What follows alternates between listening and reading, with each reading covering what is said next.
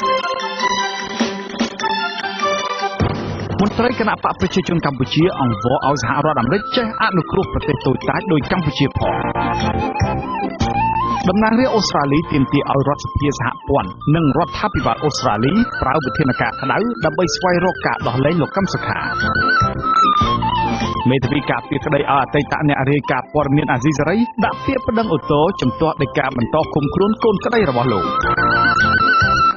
កិច្ចសម្ភាសន៍លោកសំរងស៊ីជុំវិញការបិទទិដ្ឋាការមន្ត្រីជាន់ខ្ពស់របស់រដ្ឋាភិបាលកម្ពុជារួមនឹងព័ត៌មានដទៃទៀតពីទូរទស្សន៍អាស៊ីសេរីសម្រាប់ថ្ងៃប្រហ័សទី7ខែធ្នូឆ្នាំ2017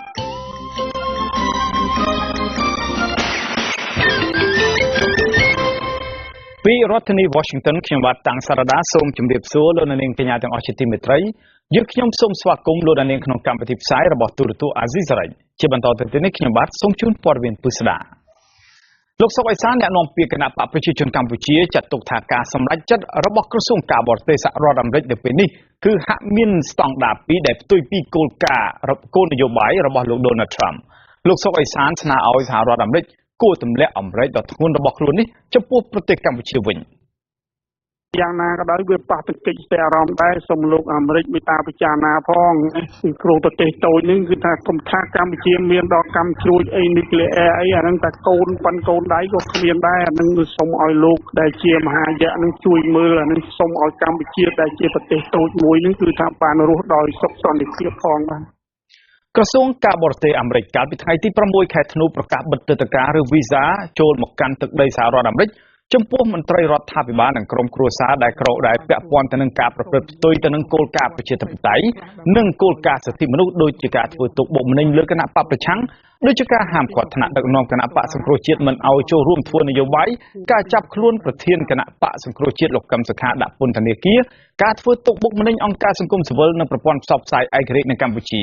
លោកបណ្ឌិតឡៅវង្ហៃអ្នកវិភាគនយោបាយយល់ឃើញថាការសម្រេចចិត្តដាក់ទណ្ឌកម្មប្រឆាំងរដ្ឋាភិបាលកម្ពុជារបស់អាមេរិកនេះហាក់មិនមានអ្វីចម្លែកឡើយលោកបន្តថាទណ្ឌកម្មដែលអាមេរិកបិទទ្វារដល់មន្ត្រីរដ្ឋាភិបាលនិងសាច់ញាតិមិនឲ្យចូលទឹកដីអាមេរិកនេះគឺសហរដ្ឋអាមេរិកបានព្រមានឲ្យលោកហ៊ុនសែនកសាងដំបូលប្រជាធិបតេយ្យឲ្យបានល្អឡើងវិញព្រោះសហគមន៍អន្តរជាតិបានទុកឱកាសឲ្យលោកហ៊ុនសែនកែប្រែអស់រយៈពេលជាច្រើនខែណាស់មកហើយលោកបណ្ឌិតឡៅវង្ហៃចាត់ទុកចំណាត់ការរបស់ប្រទេសមហាអំណាចបែបនេះអាចជួយឲ្យកម្ពុជាដើរលើផ្លូវត្រូវឡើងវិញអ្នកវិភាគនយោបាយរូបនេះយល់ឃើញថាប្រទេសជាសម្ព័ន្ធមិត្តរបស់សហរដ្ឋអាមេរិកដទៃទៀតអាចនឹងដាក់ទណ្ឌកម្មរដ្ឋាភិបាលលោកហ៊ុនសែនដែរប្រសិនបើលោកហ៊ុនសែនមិនព្រមស្ដារស្ថានភាពនយោបាយនៅកម្ពុជាឲ្យល្អប្រសើរឡើងវិញ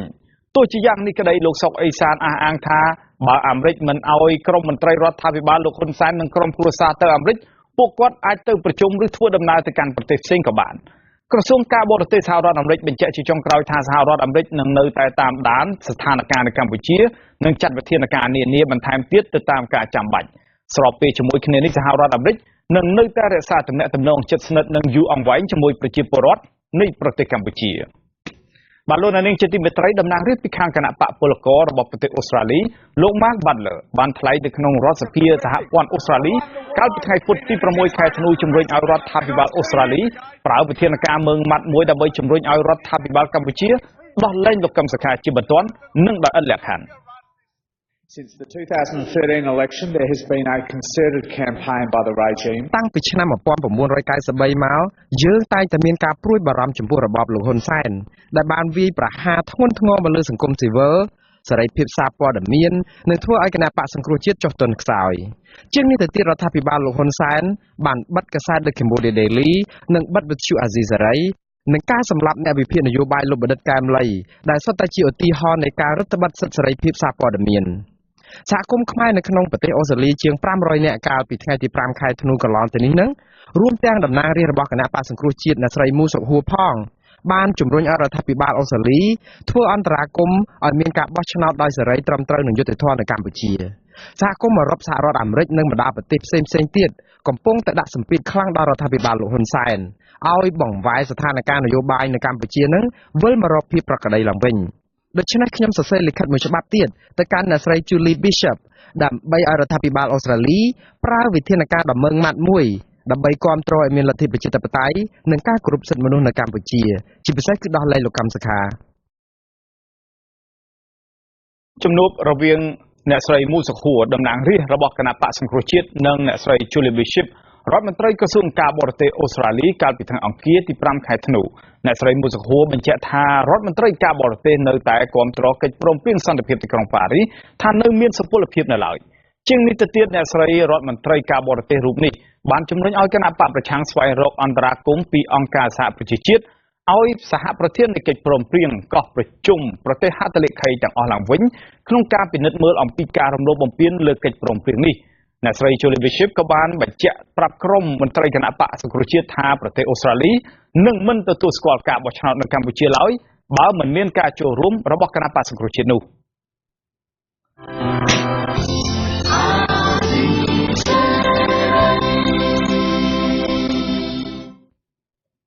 បាទចំណែកនៅសហរដ្ឋអាមេរិកឯនេះវិញអនុគណៈកម្មការសភាទទួលបន្ទុកកិច្ចការតំបន់អាស៊ីនិងប៉ាស៊ីហ្វិកគណៈកម្មការកិច្ចការបរទេសរបស់អាមេរិកក្រុងបើកសវនាការសួរដេញដោលអំពីការធ្លាក់ចុះនៃលទ្ធិប្រជាធិបតេយ្យនិងសិទ្ធិមនុស្សនៅកម្ពុជានៅរសៀលថ្ងៃអង្គារទី12ខែធ្នូឆ្នាំ2017ខាងមុខនេះក្រុមវាគ្មិនដែលនឹងចូលរួមមានលោកស្រី Olivia Enos អ្នកវិភាគផ្នែកគោលនយោបាយរបស់អង្គការគេដំណើរពិភពលោក Heritage Foundation កញ្ញាកឹមណូវិជ្ជាកូនស្រីច្បងរបស់លោកកឹមសុខានិងលោក Kenneth Wallach នាយកវិទ្យាស្ថានជាតិសម្រាប់ប្រជាធិបតេយ្យ NDI សវនាការនេះនឹងធ្វើឡើងបន្ទាប់ពីរដ្ឋាភិបាលក្រុង Washington កាត់ជំនួយបោះឆ្នោតបិទទឹកដីការមិនឲ្យក្រុមមន្ត្រីជាន់ខ្ពស់នៃរបបលោកហ៊ុនសែនចូលទឹកដីសហរដ្ឋអាមេរិកប្រមានមិនឲ្យទទួលស្គាល់លទ្ធផលបោះឆ្នោតនៅកម្ពុជានិងការប្រមានកាត់ប្រព័ន្ធអនុគ្រោះពន្ធនាំចេញសម្ភារបំពាក់មកលក់នៅសហរដ្ឋអាមេរិកដោយសារការបំផ្លាញលទ្ធិប្រជាធិបតេយ្យនៅកម្ពុជាយ៉ាងធ្ងន់ធ្ងរទោះជាយ៉ាងណាក៏ដោយលោកនាយករដ្ឋមន្ត្រីហ៊ុនសែនកាលពីថ្ងៃពុធបានប្រកាសជាសាធារណៈថាទោះគ្មានវត្តមានគណៈបកសង្គ្រោះជាតិក៏ដោយក៏កម្ពុជានៅតែបន្តដំណើរការបោះឆ្នោតនៅពេលខាងមុខទៅតាមការគ្រោងទុកដោយគ្មានការប្រែប្រួលហើយប្រមានថាបរទេសមិនត្រូវជ្រៀតជ្រែកចូលកិច្ចការផ្ទៃក្នុងរបស់កម្ពុជានោះឡើយមេដឹកនាំផ្ដាច់ការពីរូបនៅអាស៊ីអាគ្នេយ៍ដែលល្បីខាងរំលោភសិទ្ធិមនុស្សតាមរយៈការសម្លាប់មនុស្សក្រៅប្រព័ន្ធតុលាការនិងបំផ្លាញប្រជាធិបតេយ្យគឺលោកនាយករដ្ឋមន្ត្រីហ៊ុនសែននិងលោកប្រធានាធិបតី Rodrigo Duterte ត្រូវបានជ្រើសរើសសម្រាប់ប្រពានរង្វាន់សន្តិភាពខុងយឺសម្រាប់ឆ្នាំ2017នៅមិនទាន់បានមួយខែមុនការប្រកាសអំពីការជ្រើសរើសលោកឲ្យទទួលបានពានរង្វាន់សន្តិភាពនេះលោកហ៊ុនសែនដែលជាអតីតកម្មាភិបាលខ្មែរក្រហមធ្លាប់និយាយដោយមិនអល់ឯកថាប្រសិនបើលោកបានដឹងជាមុនអំពីផែនការរបស់គណៈបកសង្គ្រោះជាតិដែលលោកខ្លួនឯងចោទថាជាការប៉ុនប៉ងផ្ដួលរំលំរដ្ឋាភិបាលតាមរយៈរូបភាពបដិវត្តពណ៌នោះលោកនឹងបញ្ជាឲ្យក្រុមរបស់លោកសម្រាប់ក្រុមបកប្រឆាំងទាំងអស់នោះចោលតាំងពីពេលដែលពួកគេដឹកនាំធ្វើបាតកម្មក្រោយការបោះឆ្នោតឆ្នាំ2013ដែលមានមនុស្សរាប់សែននាក់ចូលរួមនៅកណ្ដាលទីក្រុងភ្នំពេញមកម្លេះលោកហ៊ុនសែនថ្លែងក្នុងឋានៈជានាយករដ្ឋមន្ត្រីថាលោកសោកស្ដាយណាស់ដែលលោកមិនបានសម្លាប់អ្នកទាំងអស់នោះនេះមិនមែនជាលើកទី1ទេដែលមេដឹកនាំផ្ដាច់ការរូបនេះនិយាយថ្លែងជាសាធារណៈអួតកេងក្អាងអំពីរឿងកាប់សម្លាប់ពូជសាសន៍ខ្មែរខ្លួនឯងដោយមិនខ្មាស់បរទេសចំពោះមុខប្រជាពលរដ្ឋខ្មែរជាច្រើនពាន់នាក់នេះខណៈដែលលោកត្រូវបានគេមើលឃើញតែងតែអោនលំទោនចំពោះមុខបរទេសជាពិសេសប្រទេសវៀតណាមដែលបានលើកបន្ទប់លោកឲ្យឡើងកាន់អំណាចកាលពីដើមទសវត្សរ៍ទី80កាលពីមុនការបោះឆ្នោតឃុំសង្កាត់ខែមិថុនាឆ្នាំ2017កន្លងទៅលោកហ៊ុនសែនក៏ធ្លាប់បានថ្លែងសារគម្រាមជាច្រើនលើកច្រើនសារអំពីសង្គ្រាមអំពីរឿងក្តាមមឈូសនិងថាលោកសុកចិត្តកំទេចក្រុមបកប្រឆាំង100ទៅ200នាក់ប្រសិនបើចាំបាច់រង្វាន់នេះទទួលរងនឹងការរិះគន់ពីគ្រប់ទិសទីពីសហគមន៍អន្តរជាតិសារព័ត៌មាន NPR របស់អាមេរិកបានហៅពានរង្វាន់នេះថាជាពានរង្វាន់សន្តិភាពដែលពុំមានអ្នកចង់បាន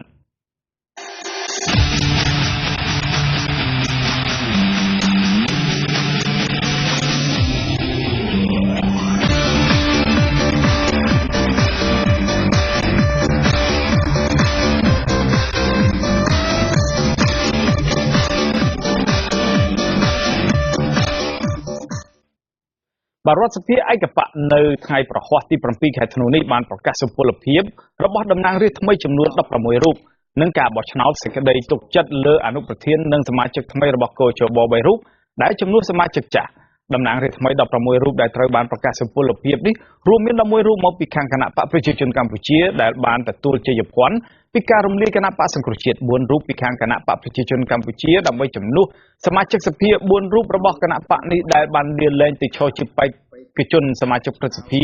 និងជាសមាជិកមិនទាន់ជាប់ឆ្នោតដែលគណៈបកកណ្ដាលអំណាចលើកបន្ទប់មួយរូបទៀតមកពីគណៈបកហ៊ុនស៊ិនប៉ិចដើម្បីជំនួសលោកនុតសុខុមដែលលាលែងពីសមាជិករដ្ឋសភាទៅឈរជាអនុប្រធានកោជបចំណែកបេក្ខជនរបស់អនុប្រធាននិងសមាជិកកោជបថ្មី3រូបដែលត្រូវបានបោះឆ្នោតផ្ដល់សេចក្តីទុកចិត្តដែលរួមមានលោកនុតសុខុមមកពីគណៈបកហ៊ុនស៊ិនប៉ិចលោកហែលសារ៉ាត់មកពីគណៈបកសញ្ជាតិកម្ពុជានិងលោកដឹមសវណ្ណរមមកពីសាលាក្តីខ្មែរក្រហមដែលគេដឹងថាជាមនុស្សរបស់គណៈបកកណ្ដាលអំណាចបាទលោកនាងជាទីមេត្រី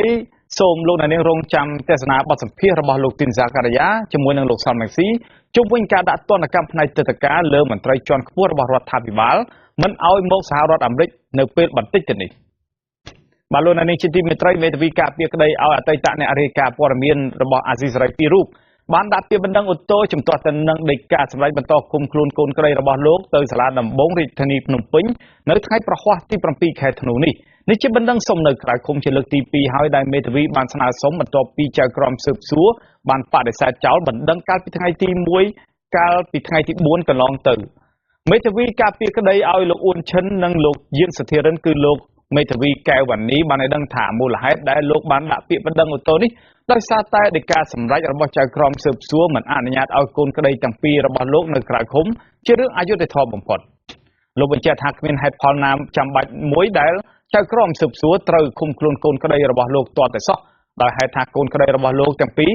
មានទីលំនៅច្បាស់លាស់ហើយកូនក្តីរបស់លោកសន្យាថានឹងមិនបង្កផលប៉ះពាល់ដល់សណ្ដាប់ធ្នាប់សាធារណៈឲ្យមានការច្របូកច្របល់នោះឡើយជាគោលការណ៍ច្បាប់ជនត្រូវចោលត្រូវតែមានសេរីភាព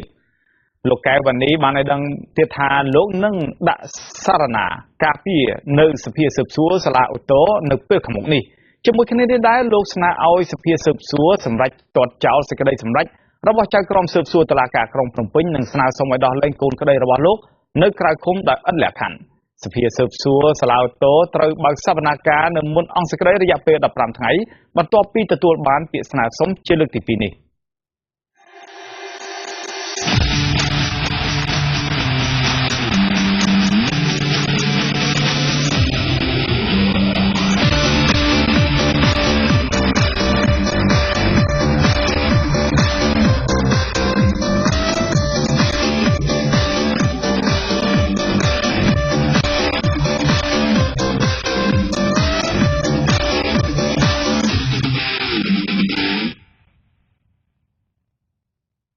បាទលោកនាងជាទីមេត្រីកសិករខ្មែរមួយចំនួននៅតែបន្តប្រកបមុខរបរឡើងត្នោតបន្ថែមលើការធ្វើស្រែចម្ការដើម្បីផ្គត់ផ្គង់ជីវភាពគ្រួសារតើមានមូលហេតុអ្វីខ្លះដែលកសិករនៅតែនិយមប្រកបមុខរបរឡើងត្នោតបើទោះបីជាមុខរបរនេះទទួលបានប្រាក់ចំណូលទាបចំណាយកម្លាំងពលកម្មច្រើននិងផ្សងគ្រោះថ្នាក់ខ្ពស់ជាងនោះសូមទស្សនាសេចក្តីរាយការណ៍របស់លោកសេបណ្ឌិតជុំវិញរឿងនេះដូចតទៅ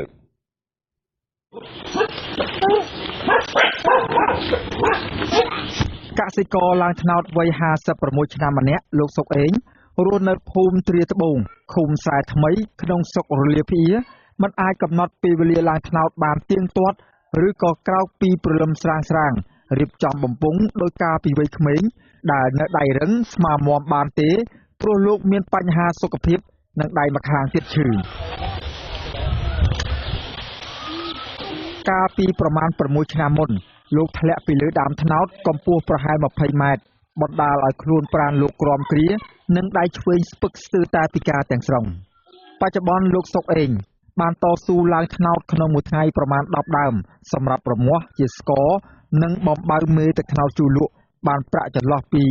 17,000 រៀលទៅជាង 20,000 រៀលក្នុងមួយថ្ងៃមុខរបរនេះមិនអាចធ្វើឲ្យជីវភាពគ្រួសាររបស់លោកធូរធារបានឡើយប៉ុន្តែលោកអាចចិញ្ចឹមក្រពះ2នាក់ប្តីប្រពន្ធនិងកូនប្រុសនៅលើម្នាក់ទៀតបានបន្ទាប់ពីកូនបង7នាក់ផ្សេងទៀតបានរៀបការរួចហើយចាកចេញទៅរស់នៅបែបផ្ទះផ្សេងគ្នាអស់វាយ៉ាប់ដែររឿងរបរនេះប៉ុន្តែយើងតរបរផ្សេងទៀតអត់បានអញ្ចឹងហើយយើងចាប់អាជីពនឹងទៅទោះបីដោះស្រាយក្នុងជីវភាពនឹងគ្រួសារលោកសុកអេងកើតនៅក្នុងគ្រួសារកសិករក្រីក្រមួយនៅក្នុងឃុំទឹកហូតនិងមានបងប្អូនប្រុសស្រី10នាក់លោកចេះឡើងត្នោតតាំងពីអាយុ13ឆ្នាំនៅគ្រាដែលលោករស់នៅជាមួយនឹងឪពុកម្ដាយប៉ុន្តែក្នុងរបបខ្មែរក្រហមលោកបានបែកបាក់គ្រួសារនិងបានបោះបង់មុខរបរនេះចោលក្រោយឆ្នាំ1979លោកនិងភរិយាក្រោយ ដែលខ្មែរក្រហមចាប់ផ្សំផ្គុំជាប្តីប្រពន្ធបានចាប់យកមុខរបរឡើងថ្នោតនេះជាថ្មីម្ដងទៀតនៅក្នុងភូមិទ្រាក្នុងស្រុកបរិបូរខេត្តកំពង់ឆ្នាំងកំពុងដាក់ពពេលក្នុងបំពង់ក្រោមដើមថ្នោតក្បែរផ្ទះបំរុងនឹងឡើងដាក់ទឹកថ្នោតលោកសុកអេងបានរំលឹកថាក្រោយពីបែករបបប៉ុលពតភ្លាមលោកមានលទ្ធភាពឡើងថ្នោតចន្លោះពី15ទៅ20ដើមក្នុងមួយថ្ងៃលោកគៀបរឹតផ្កានិងចិត្តត្រង់យកទឹកថ្នោតបានច្រើនគួរសមដើម្បីរងាស់ជាស្ករបបៅធ្វើមេទឹកថ្នោតជូរនិងទុកទឹកថ្នោតផ្អែមខ្លះសម្រាប់រែកលក់បដូរយកប្រាក់ឬក៏ដូរអង្ករកាលនោះទឹកថ្នោតផ្អែមមួយបំពង់លោកដូរអង្ករបានមួយកំប៉ុងចំណែកស្ករ1គីឡូក្រាមលក់បានប្រមាណ500រៀលនិងទឹកថ្នោតជូរមួយបំពង់លក់បានប្រមាណ800រៀលលោកសុកអេងគឺជាកសិករឡើងថ្នោតម្នាក់ក្នុងចំណោមកសិករឡើងថ្នោតនៅក្នុងភូមិរបស់លោកជាង30គ្រួសារផ្សេងទៀតប៉ុន្តែអ្នកឡើងថ្នោតដែលមានវ័យចំណាស់ឬអ្នកឡើងថ្នោតតាំងពីឆ្នាំ1979មកនោះគឺមានតែរូបលោកនិងបរិះក្នុងភូមិ2អ្នកផ្សេងទៀតប៉ុណ្ណោះសពថ្ងៃនេះកសិករបានងាកមកឡើងថ្នោតបំបៅមេធ្វើទឹកថ្នោតជូរឬក៏យកទឹកថ្នោតផ្អែមលក់ជំនួសការរងាស់ស្ករដោយសារតែខ្វះអុសដុតនិងហត់នឿយខ្លាំងពេកលោកសុកអេងប្រកាន់ចំហថានឹងមិនឲ្យកូនឬក៏ចៅចាប់យកមុខរបរឡើងថ្នោតនេះបន្តទៀតទេបើទោះបីជាកូនបង្កើតរបស់លោកពុំមានអ្នកណាបានរៀនសូត្រខ្ពង់ខ្ពស់ឬមានការងារធ្វើធំដុំក្រៅពីការងារសំណង់និងកាត់ដេរនៅតាមរោងចក្រយ៉ាងណាក្តីលោកបានចំណាយពេលវេលាស្ទើរពេញមួយជីវិតរបស់ខ្លួនជាមួយនឹងមុខរបរឡើងថ្នោតនិងធ្វើស្រែចម្ការបន្តិចបន្តួចម្នាក់ឯងដោយសារតែលោកពុំមានជំរើសធ្វើមុខរបរផ្សេងទោះយ៉ាងណាក្តីនៅលើទឹកដីស្រុករលាភៀដែលមានដើមថ្នោតច្រើនជាងគេក្នុងខេត្តកំពង់ឆ្នាំងនោះមានអ្នកឡើងថ្នោតក្មេងចាស់ជាច្រើនអ្នកនៅចាប់អារម្មណ៍នឹងមុខរបរមួយនេះនៅឡើយដោយសារតែកសិករខ្លះអាចទាញយកប្រាក់កម្រៃពីការលក់ទឹកថ្នោតជូរបានកម្រៃចន្លោះពី60000ទៅ100,000រៀលក្នុងមួយថ្ងៃពួកគេត្រូវឡើងថ្នោតចន្លោះពី20ទៅ30ដើមដើម្បីទទួលបានទឹកថ្នោតប្រមាណ180លីត្រឬស្មើនឹង6កានទឹកថ្នោតផ្អែមនិងទឹកថ្នោតជូរដែលលក់នៅក្នុងក្រុងកំពង់ឆ្នាំងបច្ចុប្បន្នភាគច្រើនមានប្រភពចេញពីភូមិទ្រាត្បូងភូមិទ្រាជើងនិងភូមិបណ្ដងឫស្សីនៃឃុំស្រែថ្មីស្រុករលាភៀទឹកថ្នោតមានអនាម័យនិងគ្មានជាតិគីមីដោយសារវត្ថុធាតុដើមផ្សំធ្វើជាទឹកថ្នោតជូរមានតែសម្បកកកោសឬក៏សម្បកស្ដៅចំណែកទឹកថ្នោតផ្អែមគេប្រើសម្បកដើមពពេលដោយមិនប្រើម្សៅគីមីដាក់នៅក្នុងបំពង់ដើម្បីកាត់ទឹកថ្នោតឲ្យរោងថ្លានោះទេខ្ញុំសេកបណ្ឌិតអាស៊ីសេរីពីរដ្ឋធានីវ៉ាស៊ីនតោនសូមធ្វើសំណងរៀនឲ្យធ្វើរៀនបាទលោកនាងជាទីមេត្រីជាបន្តទៅទៀតនេះសូមអញ្ជើញលោកនាងទស្សនាបទសម្ភាសន៍របស់លោកទីនហ្សាការីយ៉ានិងលោកសំរងស៊ីជុំវិញការដាក់ទណ្ឌកម្មផ្នែកទឹកដីលើមន្ត្រីជាន់ខ្ពស់របស់រដ្ឋាភិបាលមិនឲ្យមកកាន់សហរដ្ឋអាមេរិកបាទជាដំបូងខ្ញុំសូមជម្រាបសួរឲ្យដំថាតើការសម្រេចរបស់អាមេរិកនៅពេលនេះដោយដែលអ្នកនាំពាក្យនៃទីស្តីការអះអាងទេថាជាការសម្រេចដែលបំផ្លាញប្រជាធិបតេយ្យនៅកម្ពុជាហើយថាកម្ពុជាមានអធិបតេយ្យភាពរបស់ខ្លួននោះបាទមិនមែនដោយអ្វីដែលរដ្ឋាភិបាលលោកហ៊ុនសែននិយាយទេនោះពីព្រោះវិធានការដែលសហរដ្ឋអាមេរិកបានចាត់ចំពោះជនផ្ដាច់ការបកពួកនិងក្រុមគ្រួសាររបស់គេជាវិធានការត្រឹមត្រូវពីព្រោះវិធានការនេះគឺជាការឆ្លើយតបជាប្រតិកម្មរបស់សហរដ្ឋអាមេរិកឆ្លើយតបទៅនឹងទង្វើផ្ដាច់ការទង្វើអាក្រក់ដែលអ្នកដឹកនាំប្រទេសកម្ពុជាសប្តាហ៍បានធ្វើនិងកំពុងតែធ្វើមកលើប្រជារាស្ត្រខ្លួនឯងមកលើអ្នកប្រជាធិបតេយ្យហើយជាការនេះសំស្របណាស់ពីព្រោះអត់មានប៉ះពាល់ដល់ផលប្រយោជន៍ប្រជារាស្ត្រទីទៅទេគឺប៉ះពាល់តែផលប្រយោជន៍ផ្ទាល់ខ្លួន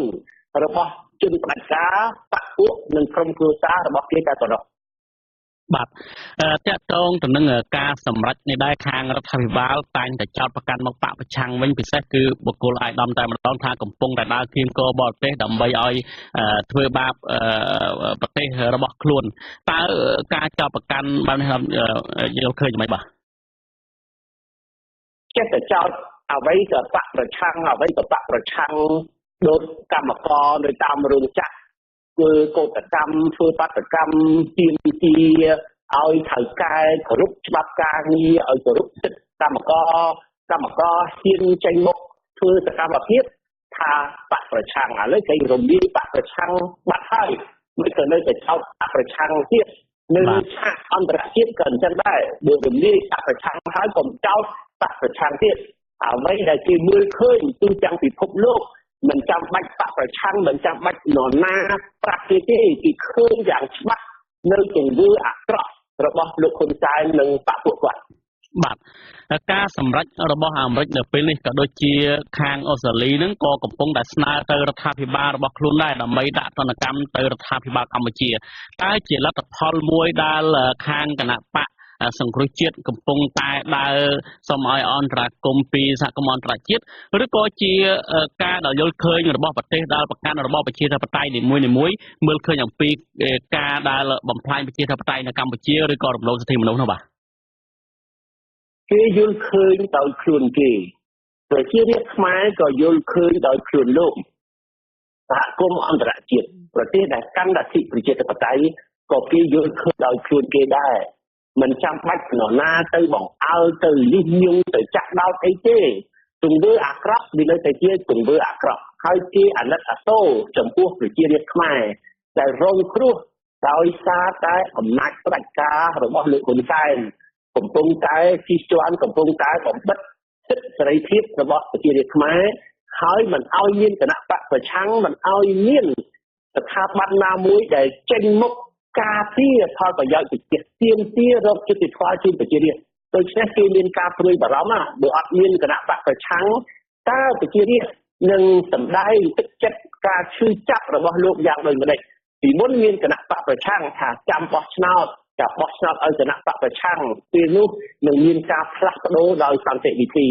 តែឥឡូវបើគ្មានគណៈបកប្រឆាំងការបោះឆ្នោតមិនអាចយកជាការបានប្រជារាស្ត្រមិនទៅបោះឆ្នោតឲ្យគណៈបកលេងសើចគណៈបករណបលោកហ៊ុនសែនបានលួចប្លន់អសនៈនៅរដ្ឋសភាពីគណៈបកសង្គ្រោះជាតិដូច្នេះគេអត់ទៅបោះឆ្នោតទេអញ្ចឹងគេនឹងបង្ហាញកំហឹងរបស់គេតាមផ្លូវផ្សេងទៀតនឹងឲ្យធ្វើឲ្យពួកយើងបារម្ភធ្វើឲ្យសហគមន៍អន្តរជាតិបារម្ភ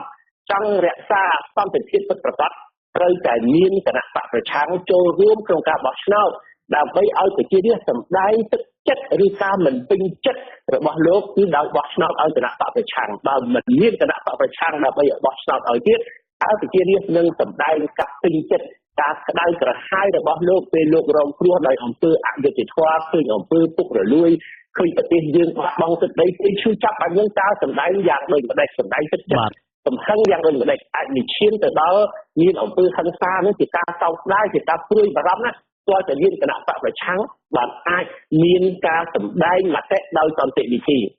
បាទអាយដាមការសម្រេចរបស់អាមេរិកនៅពេលនេះខាងរដ្ឋាភិបាលក៏បានលើកឡើងថានេះគឺជាការឆ្លោះបញ្ចាំងឲ្យឃើញកាន់តែច្បាស់ថាអាមេរិកពិតជានៅពីក្រោយគណៈបកប្រឆាំងនៅក្នុងការប៉ុនប៉ងបដូររលំរដ្ឋាភិបាលកន្លងមកពិសេសគេចោទប្រកាន់អាយដាមកឹមសុខាកំពុងតែនៅក្នុងពន្ធនាគារថាជាអ្នកដែលប៉ុនប៉ងឬត្រូវមួយអាមេរិកដោយប្រសាសន៍អាយដាមកឹមសុខាកន្លងមកអញ្ចឹងឥឡូវសូមអាយដាមនឹងលោកនាងស្ដាប់ប្រសាសន៍របស់អាយដាមផៃស៊ីផានអ្នកនាំពាក្យទីស្តីការគណៈរដ្ឋមន្ត្រីជុំវិញនឹងបញ្ហានេះបន្តិចសិនបាទ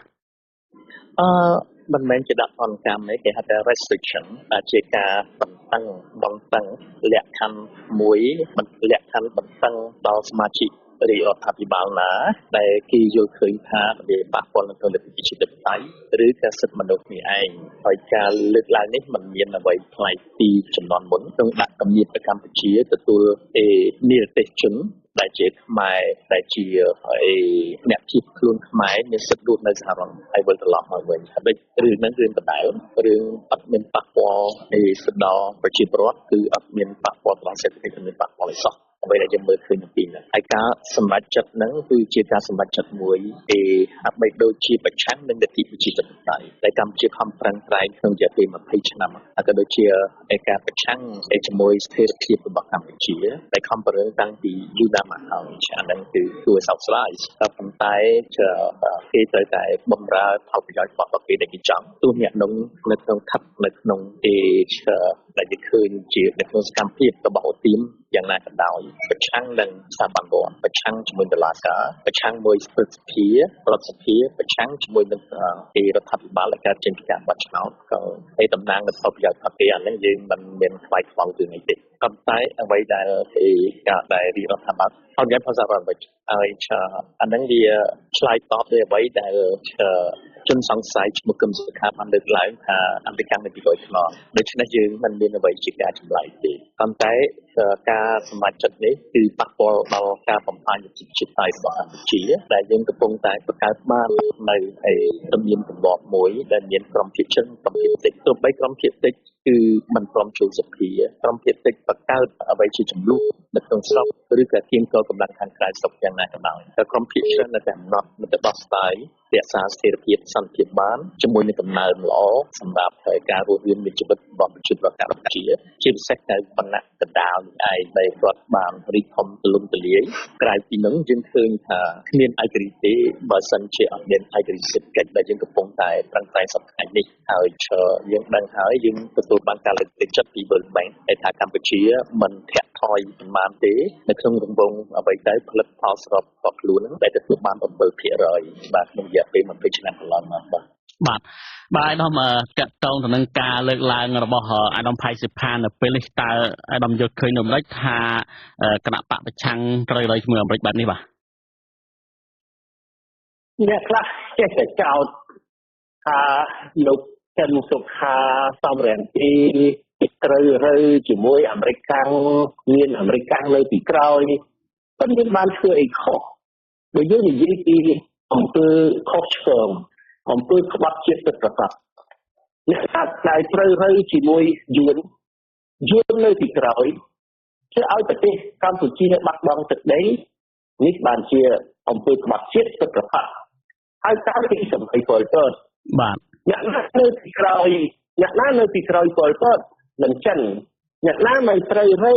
ជាមួយចិនគឺពលពតសម្លាប់ប្រជារាស្ត្ររាប់លាននាក់នេះបានហៅថាជាអំពើអូក្រិដ្ឋដូច្នេះសូមប្រៀបធៀបឲ្យច្បាស់អ្នកដែលមានបរទេសនៅពីក្រោយគឺហ៊ុនសែនធ្វើឲ្យប្រទេសបាត់បង់ទឹកដី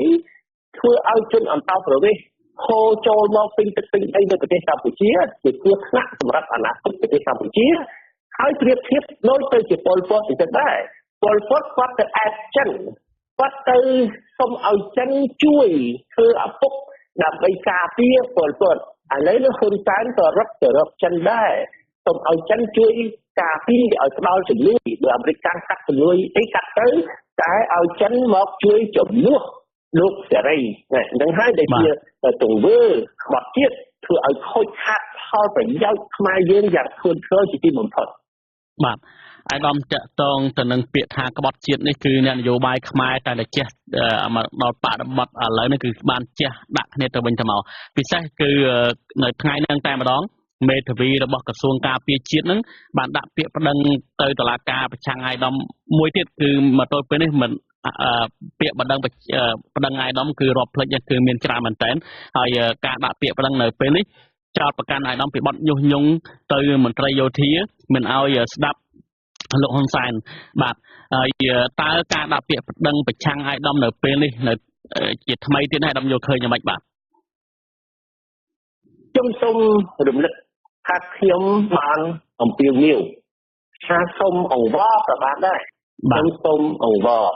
ដល់កងកម្លាំងប្រដាប់អាវុធជាពិសេសពលទាហានអ្នកក្បាលខ្ញុំសូមអង្វរ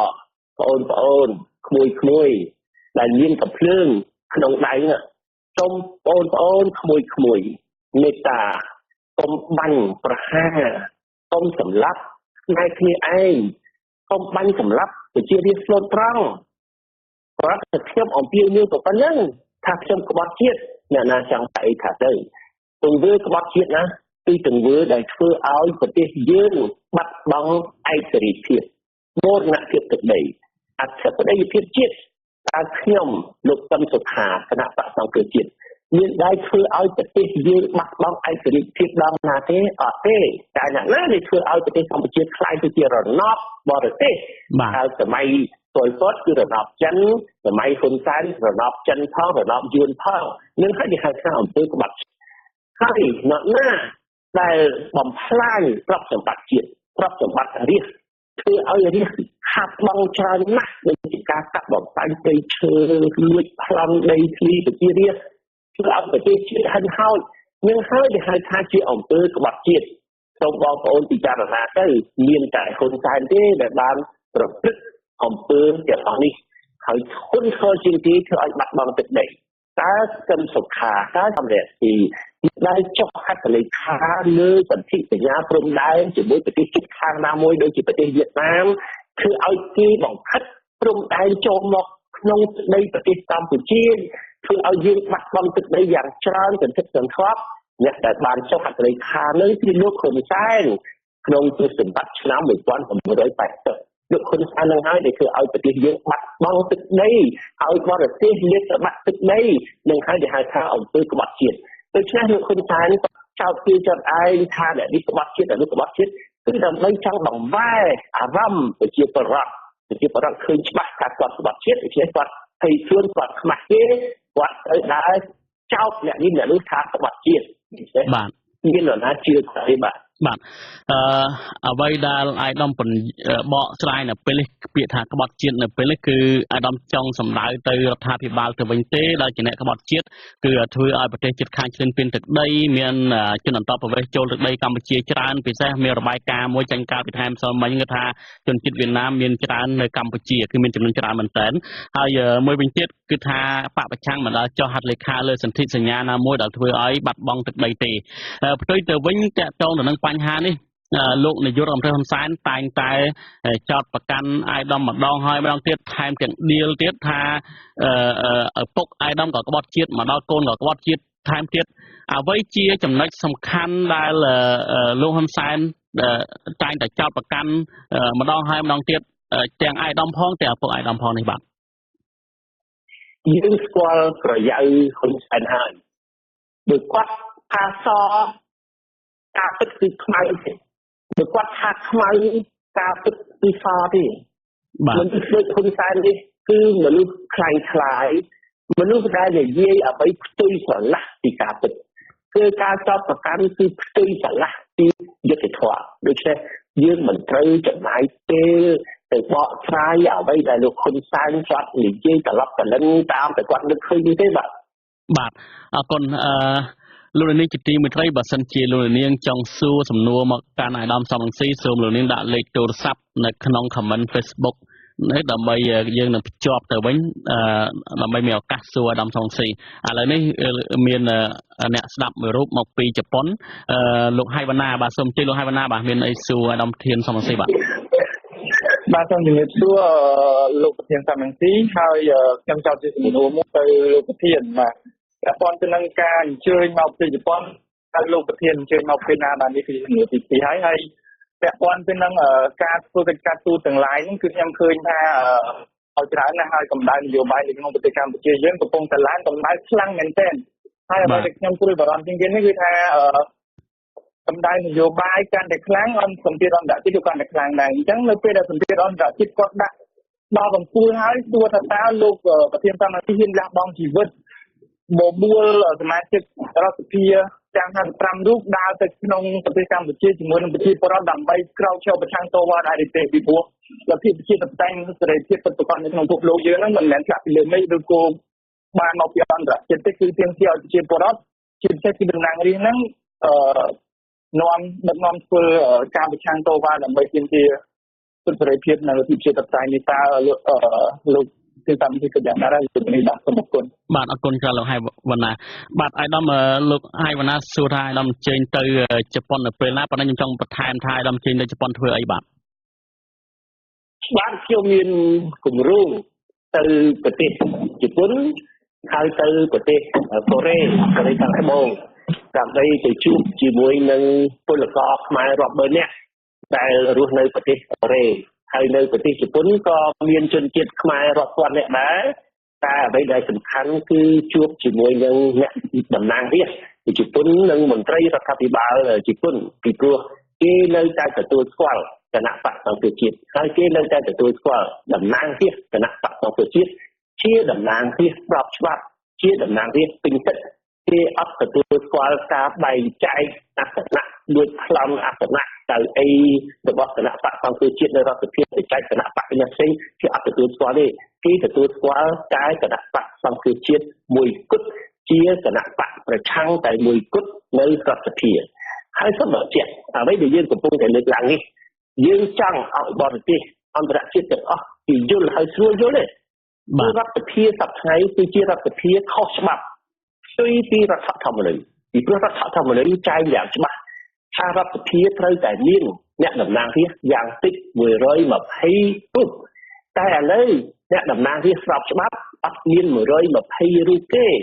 អ្វីដែលគេប្រជុំសប្តាហ៍នៅទីក្រុងភ្នំពេញគឺតំណាងរាស្ត្រស្របច្បាប់មានតែ68រូបដែលមកពីគណៈបកប្រជាជនកម្ពុជាហើយគេលុបឈ្មោះអ្នកតំណាងរាស្ត្រស្របច្បាប់គឺគណៈបកសង្គ្រោះជាតិមកពីគណៈបកសង្គ្រោះជាតិ55រូបដូច្នេះនៅសល់តំណាងរាស្ត្រស្របច្បាប់តែ68រូបទេអញ្ចឹងរដ្ឋសភាសប្តាហ៍គឺអធម្មមនុស្សភាពគឺខុសច្បាប់ហើយសេចក្តីសម្រេចរបស់រដ្ឋសភាពេលនេះគឺមិនអាចយកពីការបានទេដូចជាថវិកាឲ្យរដ្ឋសភាអនុម័តនេះមិនអាចយកពីការបានទេអ្វីដែលរដ្ឋាភិបាលទៅខ្ចីលុយសុំគេខ្ចីពីប្រទេសចិនពីណាពីណីមកគឺមិនអាចទទួលយកបានទេអ្នកដែលឲ្យលុយរដ្ឋាភិបាលហ៊ុនសែនខ្ចីពេលនេះគឺកុំសង្ឃឹមថាថ្ងៃក្រោយរដ្ឋាភិបាលស្របច្បាប់នៃប្រទេសកម្ពុជានឹងតង់បំណុលដែលហ៊ុនសែនខ្ចីដោយខុសច្បាប់នៅពេលនេះបាទអាយដាមដោយអាយដាមមានប្រសាសន៍មិនចឹងគឺថាសភាឥឡូវគឺជាសភាខុសច្បាប់ប៉ុន្តែយើងមើលម្សិលមិញហើយថ្ងៃនេះគឺកោជបបានរៀបចំឡើងវិញក្បាលម៉ាស៊ីនឡើងវិញហើយសភានឹងបោះបាក់ដែលបញ្ចប់ឆ្នោតហ្នឹងក៏គេចូលស្បត់ស្បាយការដំណើរដែរប៉ុន្តែខ្ញុំចង់ងាកមកសំណួរទី2របស់លោកហៃវណ្ណាបានលើកឡើងថាឥឡូវហ្នឹងគឺខាងអន្តរជាតិកំពុងតែឈ្មោះឈ្មោលប្រតិកម្មខ្លាំងទៅលើសកម្មភាពរបស់រដ្ឋាភិបាលដែលធ្វើទុកបុកម្នេញបកប្រឆាំងហើយរំលោភសិទ្ធិមនុស្សនេះហើយគាត់បានសួរថាតើអាដាមនឹងហ៊ានដឹកនាំក្រុមតំណាងរាស្ត្រចូលទៅវិញដើម្បីតតាំងទៅនឹងសកម្មភាពជាក់ស្ដែងរបស់បកកណ្ដាលអំណាចនៅពេលបច្ចុប្បន្ននេះបាទជាលទ្ធភាពមួយតែមានលទ្ធភាពជាច្រើនទៀតហើយមានវិធានការជាច្រើនទៀតតែសហគមន៍អន្តរជាតិកំពុងតែចាត់ជាបន្តបន្ទាប់ហើយអំបញ្ញមិញបានលើកឡើងថាជាតិការនយោបាយនៅប្រទេសកម្ពុជាកាន់តែក្តៅឡើងអញ្ចឹងមែន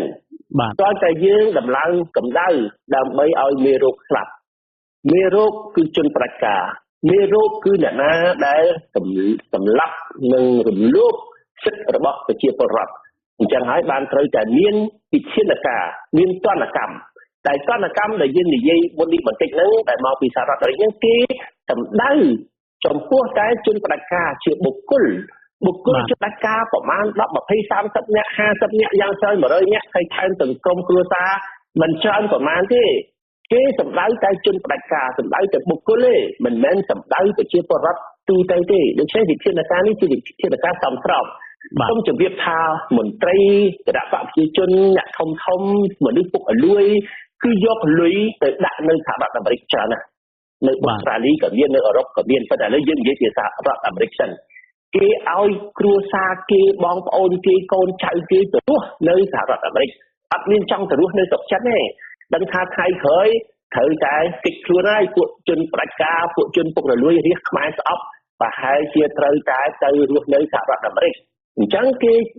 ដឹកលុយជញ្ជូនគេបញ្ជូនកូនចៅគេគ្រួសារគេទៅនៅសហរដ្ឋអាមេរិកហើយគេខ្លួនគេត្រូវតែចិញ្ចោលទៅមើលកូនចៅគេបងប្អូនគេទៅមើលទ្រព្យសម្បត្តិគេនៅសហរដ្ឋអាមេរិកដល់សហរដ្ឋអាមេរិក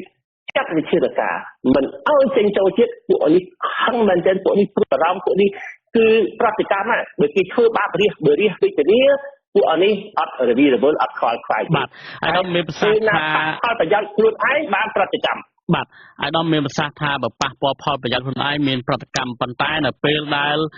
ខាងមន្ត្រីរដ្ឋាភិបាលឬក៏រដ្ឋាភិបាលខ្លួនឯងកំពុងតែព្រួយបារម្ភនេះតើអាយដាមនឹងដូចសំណួរលោកហៃវណ្ណាថាអាយដាមនឹងចូលទៅទេចូលលើខ្មែរដឹកនាំមកនេះទៅវិញដើម្បីតទល់បាទ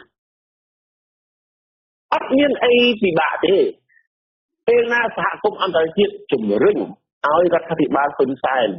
ទុនដៃទុនជើងពេលនោះប្រជារាស្ត្រងើបហើយប្រជារាស្ត្រងើបគឺយើងទៅរួមកម្លាំង ជាមួយប្រជារាស្ត្រដើម្បីនាំមកនៅការផ្លាស់ប្ដូរដោយសន្តិវិធីដោយយើងចង់បានទាំងអស់គ្នាបាទអាដាមមួយទៀតនៅថ្ងៃនេះដែរឃើញថាលោកនាយករដ្ឋមន្ត្រីហ៊ុនសែនទាំងមេដឹកនាំហ្វីលីពីនដែលគេចាត់ទុកថាជាជនផ្ដាច់ការនោះត្រូវបានទទួលពានរង្វាន់សន្តិភាពកងជឿទៅវិញពីបាទតើការដែលទទួលពានរង្វាន់សន្តិភាពនេះគឺថាគឺគេផ្ដល់ឲ្យមេដឹកនាំណាដែលកំពុងតែអនុវត្តនៅរបបផ្ដាច់ការហើយគេថាជាពានរង្វាន់សន្តិភាពខាងនោះក៏មានលោកមូកាបេដែរក៏ប៉ុន្តែលោកមិនទទួលយកទេតើការផ្ដល់ឲ្យលោកហ៊ុនសែននៅពេលនេះអាដាមយកឃើញយ៉ាងម៉េចបាទខ្ញុំបាននិយាយហើយថាលោកហ៊ុនសែនជាមនុស្សខ្លាំងខ្លាយអ្វីចេញពីខ្លួនគាត់គឺសិតតែមនុស្សសិតតែអ្វីវត្ថុខ្លាំងខ្លាយទាំងអស់ដូចជាសញ្ញាបត្រគាត់មានសញ្ញាបត្រព្រោងព្រាតគាត់ទិញពីគ្រប់មជ្ឈដ្ឋានជាពិសេសមជ្ឈដ្ឋានដែលគេលក់សញ្ញាបត្រលក់តាមអ៊ីនធឺណិតក៏មានដែរព្រោះតែគាត់យកមកបង្អួតថាគាត់ធ្វើជាបណ្ឌិតអីដល់ណាដល់ណីឥឡូវអាពានរង្វាន់វាចឹងដែរគឺទឹកតែពានរង្វាន់ខ្លាំងខ្លាយដែលគ្មាននរណាចង់បានឲ្យតែយើងមានលុយទៅយើងទិញទៅរីយើងទៅអែបជាមួយមនុស្សខិលខូចទៅគេឲ្យទៅដើម្បីគេមករកទីខិលខូចជាមួយយើងតែប៉ុណ្ណឹងយើងមិនចាំបាច់ចំណាយពេលនិយាយពីរឿងពានរង្វាន់ខ្លាំងខ្លាយយ៉ាបាត់ខ្លាំងខ្លាយរបស់លោកហ៊ុនសែនទេបាទសូមភ្ជាប់អ្នកស្ដាប់មួយរូបទៀតសិនបាទគឺលោកសំណាងនៅពីភ្នំពេញបាទលោកសំណាងសូមអញ្ជើញដាក់សំណួរទៅអាដាមសំស៊ីបាទអាឡូបាទលោកសំណាងសូមអញ្ជើញបាទបាទអាឡូសូមគោរពអាដាមសំស៊ីផងបាទនឹងបុគ្គលិកអាស៊ីសេរីទាំងអស់អាឡូលឺអត់បាទលឺសូមអញ្ជើញលោកបាទសូមសួរបាទសូមអញ្ជើញជួបបាទខ្ញុំលឺបាទលោកសូមអញ្ជើញសូមសួរបាទសូមសួរទៅអាដាមសំស៊ីដែលសម្ដេចហ៊ុនសែនគាត់ចោទទៅលើអាដាមខ្ញុំស្ដាប់ទៅមានការចោទប្រកាន់ទៅលើបកសង្គ្រោះជាតិច្រើនណាតែមួយចំណុចដែលខ្ញុំចាប់អារម្មណ៍ថាសម្ដេចគាត់ចោទថាគាត់រកឃើញថ្ងៃទីប្រហែលហ្នឹងថាអាដាមធ្វើការផ្ដួលរលំរាជរដ្ឋាភិបាលសម្ដេចហ្នឹងដោយវិធីណាដោយខ្ញុំមើលទៅហេតុផលវាអត់សូវត្រឹមត្រូវទេបើមិនជាផ្ដួលរលំតាមការបាតកម្មពេលណាបាតកម្មគាត់មានកងកម្លាំងមានអីប្រក្រាបអីអញ៉ៃដោយនៅផ្លូវអេស្រីជាដើមហើយបើមិនជាផ្ដួលរំលំដោយគ្រឿងសទ្ធាវុធមើលទៅសង្គ្រោះជាតិចូលតែស្ពានកស៊ូអត់ផងហ្នឹងហើយតែផ្ដួលរំលំដោយវិធីណាខ្ញុំចេះតែឆ្ងល់ហើយអ្វីដែលខ្ញុំមានសំណួរសួរអាដាមថាអាដាមមានគម្រោងនឹងពិតប្រកបឬទេហើយអាកែវដែលគាត់ថាគាត់ពេញស្អីដែលថា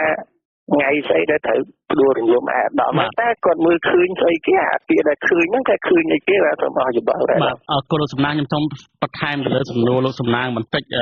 អ្វីដែលលោកហ៊ុនសែនចោទនឹងគឺថាកាលនោះអាយដាមសំរងស៊ីជាប្រធានគណៈបកសង្គ្រោះជាតិនិងលោកតំតខានឹងគ្រងដឹកនាំប្រជាពលរដ្ឋធ្វើបាតកម្មគឺយកថ្ងៃដែលដាច់ខែធ្នូឆ្នាំ2013ចូលឆ្នាំ2014ហ្នឹងគឺជាថ្ងៃដែលផ្ដាច់ព្រាត់មានថាជាថ្ងៃដែលផ្ដួលរលំរដ្ឋាភិបាលលោកហ៊ុនសែនអះអាងថាបើសិនជាលោកដឹងថាក្រុមបាតកោនៅពេលនោះជាក្រុមដែលចង់ផ្ដួលរលំរដ្ឋាភិបាលគឺលោកនឹងសម្លាប់ចោលទាំងអស់បាទបាញ់សម្លាប់ចោលទាំងអស់តើអាយដាមយល់ឃើញមិនចំពោះការចាប់ប្រកាន់នេះបាទការធ្វើបាតកម្មដោយសន្តិវិធីការប្រើប្រាស់ទឹកធ្វើបាតកម្មដោយសន្តិវិធីដោយមានចែងនៅក្នុងរដ្ឋធម្មនុញ្ញអាយដាមដោយសារឃើញលោកសំណួរលោកសំណាងមិញគឺថាតើអាយដាមធ្វើម៉េចផែនការអីតើពិតមែនចឹងទេបាទអត់មានផែនការអីទៅផ្ដួលរំលំអីដោយលោកហ៊ុនសែននិយាយទេតែនាំប្រជារាស្ត្រឲ្យប្រជារាស្ត្របង្ហាញនៅទឹកចិត្តរបស់លោកថាប្រជារាស្ត្រចង់ឲ្យមានការផ្លាស់ប្ដូរតាមបែបបទប្រជាធិបតេយ្យផ្លាស់ប្ដូរដោយសន្តិវិធីអានឹងមានផ្ដួលរលំអីណាអាស្រ័យទៅការបោះឆ្នោតទៅកុំទៅលួចបន្លំស្លឹកឆ្នោតកុំទៅលួចឈ្មោះកុំទៅលុបឈ្មោះគេសម្បើកបញ្ជីអ្នកចុះឈ្មោះអ្នកបោះឆ្នោតឲ្យចុះឈ្មោះយ៉ាងទូលំទូលាយឲ្យខ្មែរទាំងអស់មានសិទ្ធិដូចគ្នាស្មើគ្នាទាំងខ្មែរក្នុងប្រទេសទាំងខ្មែរនៅក្រៅប្រទេសឲ្យចូលរួមក្នុងការបោះឆ្នោតយើងសុំតែប៉ុណ្ណឹងមានអ្វីខុសច្បាប់ដូច្នេះជាការគោរពឆន្ទៈប្រជារាស្ត្រតែប៉ុណ្ណឹងអាយដាមគិតថាអាយដាមជាមនុស្សម្នាក់ក្នុងចំណោមមនុស្សរាប់សែនអ្នកកាលនោះមានសំណាងទេដែលលោកហ៊ុនសែនមិនដឹងបើដឹងគាត់សម្លាប់ចោលពេលនោះអស់បាទបើយើងធ្វើអ្វីប្រើអំពើហិង្សាអានឹងយើងអាច មានកំហុសតែយើងលោកកឹមសុខាឲ្យខ្ញុំបានដឹកនាំបាតកោរាប់លានអ្នករាប់ខែតើមានអំពើហិង្សាដងណាទេតាមដងផ្លូវមិនដែលឃើញមនុស្សច្រើនសន្ធាប់កុសកបែបហ្នឹងតែយើងធានាឲ្យមានអំពើអហិង្សាមានតែអហិង្សាតែមានហិង្សាយើងគ្រាន់តែនៃលោកឲ្យប្រជារាស្ត្រសម្ដែងទឹកចិត្តរបស់លោកដោយសន្តិវិធីដូច្នេះមិនដែលមានថាទៅផ្ដាច់ប្រាប់ទៅវាយយកស្ថាប័ននេះទៅដុតផ្ទះអ្នកនោះមិនដែលមានសោះដូច្នេះលោកហ៊ុនសែននឹងគាត់ចង់តែរកលេសចង់តែលៀបពណ៌ដើម្បីចាប់ចងដើម្បីបង្ក្រាបយើងទេគឺបង្ក្រាបប្រជារាស្ត្រអ្នកនឹងខុសច្បាប់គឺលោកហ៊ុនសែនដែលគាត់ធ្វើសង្គ្រាមប្រឆាំងប្រជារាស្ត្របាទដោយសារនាទីខ្លីខ្ញុំចង់សួរបច្ចៈភិនបទកញ្ចោះដែលលោកហ៊ុនសែនក៏បានប្រកាសថាលោកមានការស្ដាយណាស់ដែលមិនបានសម្លាប់ចោលទាំងអស់ហើយលោកមេធាវីអន្តរជាតិ Richard Richer ហ្នឹងក៏បានយកសម្ដីទាំងអស់ហ្នឹងជាផុសតាងដាក់បន្ទុកថែមទៀតដើម្បីដាក់ពាក្យប្រឹងទៅ ICC ខាងគណៈបកសង្គ្រោះជាតិក៏កាថានឹងដាក់ដែរមកទល់ពេលនេះតើដល់ណាហើយពាក្យបណ្ដឹងនោះបាទលោកហ៊ុនសែនគាត់មិនអាចបិទបាំងធម្មជាតិរបស់គាត់សារជាតិរបស់គាត់សារធាតុរបស់គាត់គឺគាត់ជាអតីតខ្មែរក្រហមគាត់ជាអតីតមេបញ្ជាការខ្មែរក្រហមកងពលខ្មែរក្រហមដូច្នេះខ្មែរក្រហមចេះតែសម្លាប់ពូកែណាស់ខាងកាត់ចាស់អញ្ចឹងយូរយើងឃើញគាត់ចេញអកលាសាររបស់គាត់ណាគាត់ថាអូស្ដាយមិនបានសម្លាប់អ្នកនេះស្ដាយមិនបានសម្លាប់អ្នកនោះតែគាត់បានសម្លាប់គេច្រើនណាគាត់អត់ស្ដាយទេឥឡូវគាត់គ្រាន់តែស្ដាយថាមិនបានសម្លាប់មនុស្សថែមទៀតនឹងឲ្យគាត់ជាជនអក្រិតស័ក្តិសមនឹងទៅតុលាការព្រហ្មទណ្ឌអន្តរជាតិយ៉ាងពិតប្រាកដការដាក់ពាក្យប្តឹងដល់ណាហើយដល់បាទចាំតាមដានរឿងនឹងឲ្យមេធាវីគាត់រាយការណ៍ឲ្យបងប្អូនជនរួមជាតិយើងស្ដាប់ទៅប៉ុន្តែលោកហ៊ុនសែនគាត់ប្រកាសថាគាត់ចង់សម្លាប់គេកាន់តែច្រើននិងសំណុំរឿងហ្នឹងគឺចិត្តទៅដល់ចៅក្រមកាន់តែឆាប់បាទអាដាមអរគុណឥឡូវមានអ្នកស្ដាប់មួយរូបទៀតហើយបាទសូមចេញបាទហៅឡូបាទជំរាបសួរបាទសួរបាទសូមចេញលោកបាទលោកសូមជំរាបសួរលោកប្រធានសំរងស៊ីបាទសួរអត់ខ្ញុំសូមសួរលោកប្រធានសំរងស៊ីថាដល់បើបិទវីសាហ្នឹងធ្វើអីគណៈបព្វជិជនមិនបានតើប្រធានការរបស់សហរដ្ឋអាមេរិកហ្នឹងធ្វើទីសម្រាប់គណៈបព្វជិជនហ្នឹងបាទសូមអរគុណខ្ញុំស្រួលប៉ុណ្ណឹងទេបងបាទអរគុណដោយសារលោកបានឈ្មោះណាខាងអាមេរិកក៏បានលើកឡើងថាជំហានដំបូងគេនឹងបិទវីសានេះ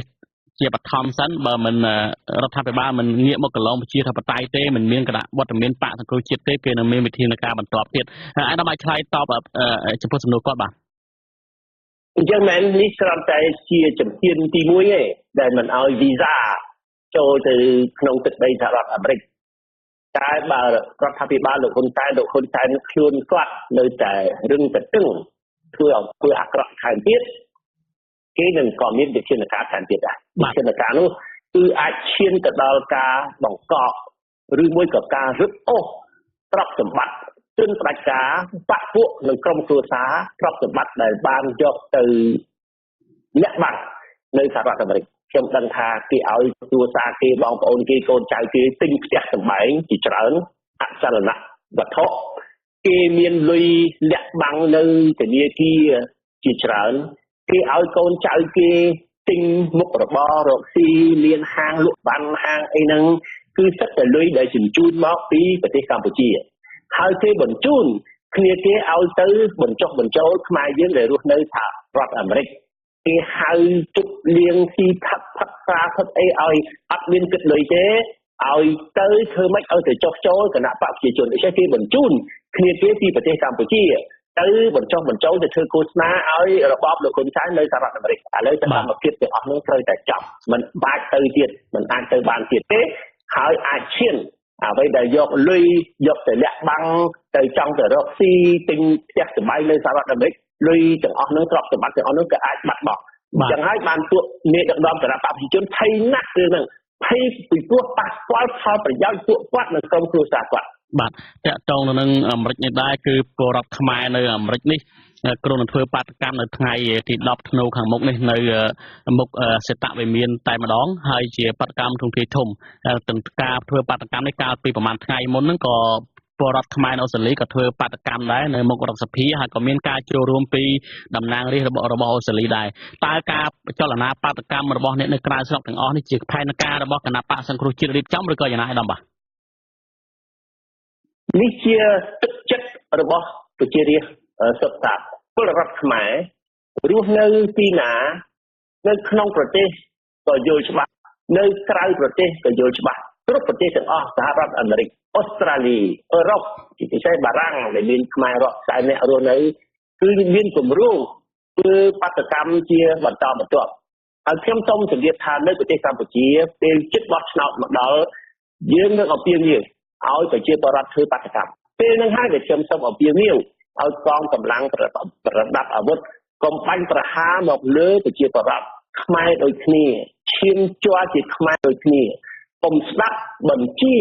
ពួកមេដឹកនាំផ្ដាច់ការឲ្យបាញ់សម្លាប់ខ្មែរដូចគ្នាប្រជាពលរដ្ឋគ្រប់ត្រង់បាទអាដាមសានទីខ្លីការដែលដាក់ពាក្យប្តឹងឲ្យអាដាមពីបទញុះញង់នេះរបស់ខាងក្រសួងការពារជាតិនឹងគឺបន្ទាប់ពីអាដាមបានទម្លាយសម្លេងសន្ទនារបស់លោកសខេងតើសន្ទនាពីអីខ្លះអាដាមបាទសង្ខេបបាទខ្ញុំជឿថាផ្ទៃក្នុងគណៈបកប្រជាជនណាគេមិនពេញចិត្តចំពោះលោកហ៊ុនសែនទេណាគេមិនហ៊ាននិយាយថាហ៊ុនសែនកាន់តែផ្ដេសផ្ដាស់ទៅនាំគេឲ្យនាំប្រទេសកម្ពុជានាំគណៈបកប្រជាជនហើយនាំរូបគេទៅធ្វើការជាមួយហ៊ុនសែនសប្តាហ៍ហ្នឹងនាំទៅធ្លាក់ក្នុងរណ្ដៅនាំទៅគ្រោះថ្នាក់ដូច្នេះគេកំពុងតែគិតថាឥឡូវហ្នឹងតាមហ៊ុនសែនដល់ណាទៀតល្មមបញ្ឈប់ហ៊ុនសែនបើគាត់ហ៊ុនសែនគាត់នៅរឹងតឹងឲ្យគាត់ទៅម្នាក់គាត់ទៅពួកអ្នកនេះធ្លាប់នៅគ្រប់គ្រងគាត់ចុងក្នុងជួរគណៈបកប្រជាជនកម្ពុជាគេថាគេមិនតាមគាត់ទេបាទតើតើទៅនឹងវិធានការបន្ទាប់របស់អាមេរិកនេះក៏អាមេរិកក៏កំពុងពិចារណាទៅលើការអនុគ្រោះពន្ធនាំចូលរបស់កម្ពុជាដែរហើយអូស្ត្រាលីហ្នឹងក៏ស្នើទៅរដ្ឋាភិបាលដើម្បីបង្កទ្រព្យសម្បត្តិដែរអានេះជាផែនការបន្ទាប់របស់គណៈបកសង្គ្រោះជាតិអាដាមសុំដោយសង្ខេបតើនឹងធ្វើអ្វីបន្តទៀតបាទគណៈបកសង្គ្រោះជាតិគឺយើងមានភាពស្របច្បាប់អន្តរជាតិជាពិសេស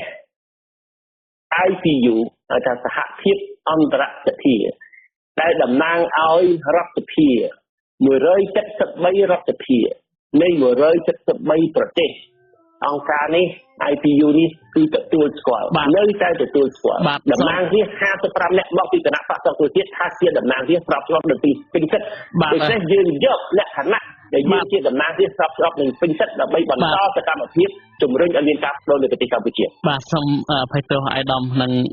មនស្សទាំងអស់ដោយសារយើងមកដល់ទីបញ្ចប់ហើយខ្ញុំបាទទីនសាការីយ៉ាសូមអរគុណអាយដាមសំរងស៊ីនិងប្រិយមិត្តអ្នកស្ដាប់ទាំងអស់ជាទីគោរពអានបាទ